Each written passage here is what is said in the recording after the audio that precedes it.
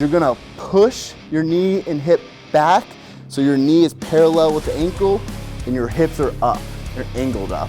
So then you're gonna push off your right foot while rotating your torso to the left and take a step back. So think your glutes, your thoracic has to be extended and your abdominal wall in. All three of these have to contract together, and that's gonna put you into this functional, stable position in between both your legs.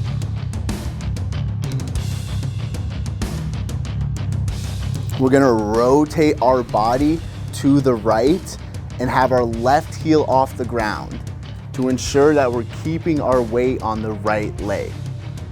So we're gonna punch with the right, pull with the left, but at the same time we're rotating our body to the left.